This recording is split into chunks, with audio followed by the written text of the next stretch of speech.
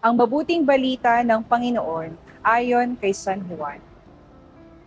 Si Tomas na tinaguriang Kambal, isa sa 12, ay hindi nila kasama nang dumating si Jesus. Kaya't sinabi sa kanya ng ibang alagad, "Nakita namin ang Panginoon."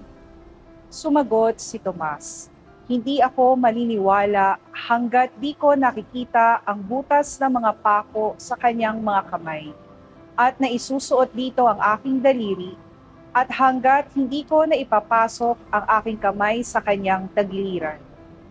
Makalipas ang 8 araw, muling nagkatipon sa loob ng bahay ang mga alagad, kasama nila si Tomas.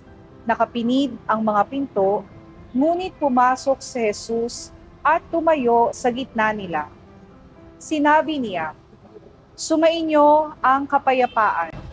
Saka sinabi kay Tomas, "Tignan mo ang aking mga kamay at ilapit dito ang iyong mga daliri. Ipasok mo ang iyong kamay sa aking tagiliran. Huwag ka nang mag-alinlangan, maniwala ka na." Sumagot si Tomas, "Panginoon ko at Diyos ko." Sinabi sa kanya ni Jesus, "Naniniwala ka na ba sapagkat nakita mo ako? Mapapalad ang mga naniniwala kahit hindi nila ako nakita." Ang mabuting balita ng Panginoon.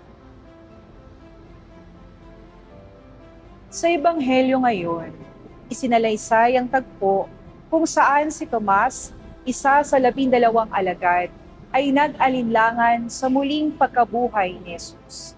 Hindi siya naniwala sa mga salaysay ng ibang alagad hanggat hindi niya mismo nakita at nahipo ang sugat ni Kristo. Marami sa atin ay katulad ni Tomas, gusto natin ng tiyak na patunay bago maniwala.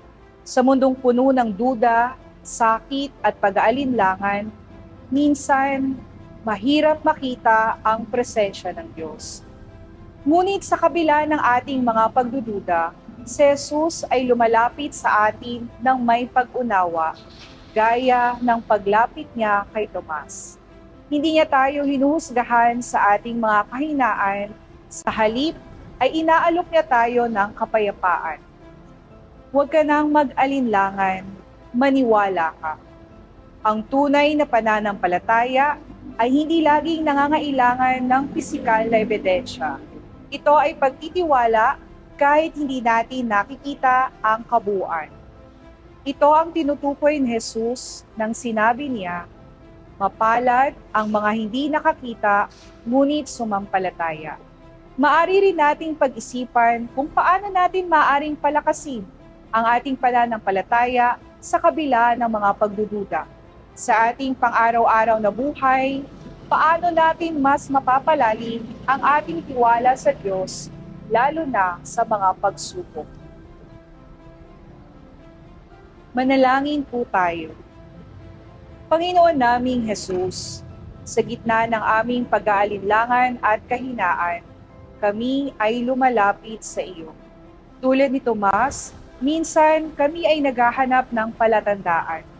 Ngunit turuan mo kaming maniwala kahit hindi namin nakikita.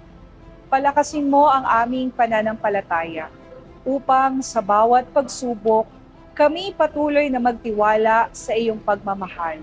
Hipuin mo ang aming puso upang aming makita ang iyong presensya sa araw-araw naming buhay. Pinupuri ka namin bilang aming Panginoon at Diyos at ipinagkakatiwala namin ang aming sarili sa iyong walang hanggang awa. Pagpalain mo kami upang maging patotoo ng iyong pag-ibig sa iba. Sa ngalan ni Jesus, Amen.